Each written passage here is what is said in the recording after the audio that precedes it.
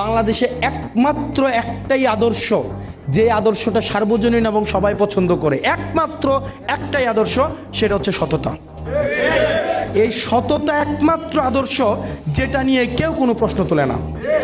সততা একমাত্র আদর্শ যেটা হিন্দু, মুসলমান, বৌদ্ধ, খ্রিস্টান, শাহবাগী, যেটা হচ্ছে মুক্তিযুদ্ধের পক্ষের বিপক্ষের, স্বাধীনতার পক্ষের বিপক্ষের যত ধরনের মানুষ আছে, যেই ছাতার নিচে সবাই একসাথে হয়, সেটা হচ্ছে সততা। হাদি ভাই এই সততার আদর্শ ধারণ করে আগাইতে চাইছিল।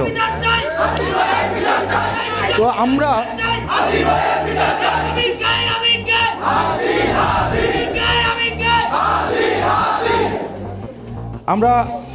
এই হাদি ভাইয়ের সততাকে ধরে নিয়ে আমরা যেন আগাইতে পারি।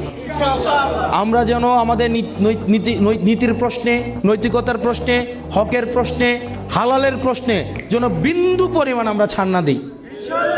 আমরা যেন এক টাকাও কোনোভাবে দুর্নীতি না করি। আমাদের বিভিন্ন ব্যক্তিগত জরুরাত, ব্যক্তিগত প্রয়োজন, চাহিদা, আকাঙ্ক্ষা আমরা সাংগঠনিকভাবে আমরা জানাবো, একজন একজনের কাছে জানাবো, কিন্তু এক টাকাও আমরা দুর্নীতি করব না। আমরা